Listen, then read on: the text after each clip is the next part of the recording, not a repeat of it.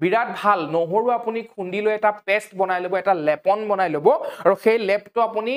খালি নহৰু লেপটো লগাব পাৰে বা তাৰ লগত আপুনি নাৰিকল তেল অলপ মিক্স কৰি আপুনি যিখিনি ঠাইত আপোনাৰ খৰ হৈছে সেইখিনি ঠাইত আপুনি লগাব পাৰে বিৰাট ভাল ঠিক আছে তাৰ পিছত মই কম সাবুনেৰে আপোনালোকে কি কৰিব পাৰে ডেটল সাবুন বা যিকোনো সাবুনেৰে চপি ৱাটাৰে কি কৰিব হাতখন বা যিখিনি ঠাইত আপোনালোকৰ খৰ হৈছে সেই ঠাইখিনি ভালকে ধুব সব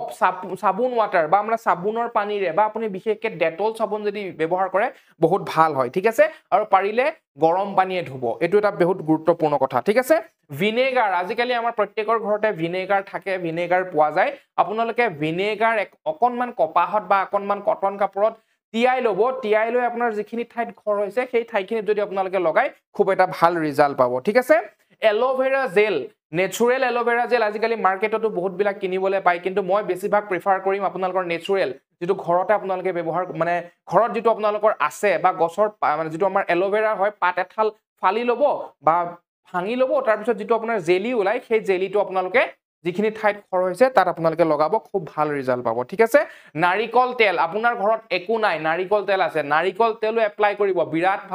বিৰাট ভাল নাৰিকল তেলত বিভিন্ন ধৰণৰ এসিড পোৱা যায় যিবিলাক আমাৰ ফাঙ্গেল ইনফেকশন বা আমাৰ যেটো খৰ হৈছে খৰৰ কাৰণে আমাৰ বিৰাট ভাল ঠিক আছে তাৰ পিছত আপোনালোকে এটা কথা হয়তো সকলোৱে গমেই পায় যে নিমৰ আমাৰ ছালকে ধৰি আমাৰ সৰ্ব শৰীৰৰ কিমান গুৰুত্বপূৰ্ণ ৰোল প্লে কৰে বা কিমান ভাল আমাৰ শৰীৰৰ কাৰণে তো আপোনালোকে